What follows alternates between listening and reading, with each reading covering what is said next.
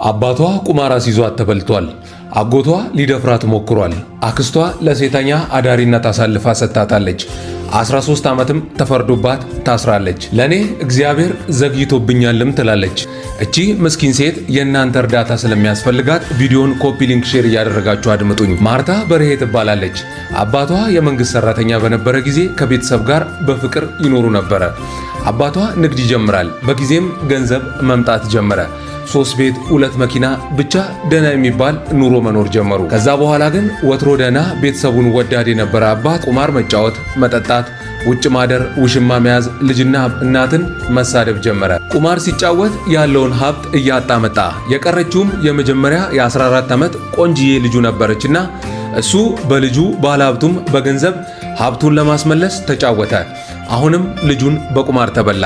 አባቷ ልጁን ለባለሀብት እንደሚድር ለእናቷ ነግሮ በግድ እናትም ልጅም ሳያምኑ ለባለሀብቱ ይሰጠዋል። የሄደችበት ቤት ሲኦል ሆነባት። እሷ እያየች ከሰራተኛው ጋር አብሮ ግንኙነት ይፈጽማል፣ ይመታታል። በተኛችበትም ረግጦ ከሞት ለትንሽም ተርፋ ታውቃለች። ምርር ቢላትም ጠፍታ ወደ አዲስ አበባ መጣች አጎቷ ጋር። ሲቀበላት መልካም የነበረም አጎቷ ተቀየረ። ሊደፍራት ሞከረ። ባስ ሲልም በማታውቀው ሁኔታ ሐሺሽ እንድታዘዋውር አድርጎ 13 ዓመት ይፈረድባታል።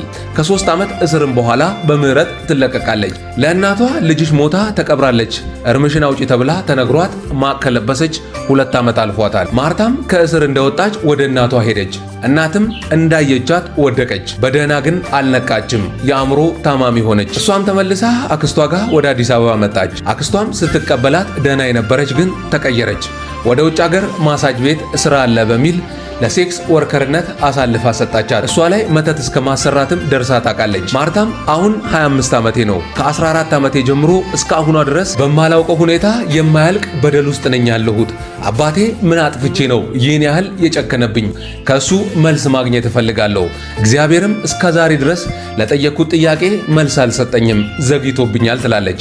ወዳጆቼ እግዚአብሔር የዘገየ ሲመስል ፈጥኖ የሚደርስ አምላክ ነው። ያለንን ነገር ገንዘብም፣ ፍቅርም፣ አብሮነትም ሁሉ ነገራችንን ለሷ በመስጠት እግዚአብሔር ደራሽ መሆኑን እናሳያት። ከታች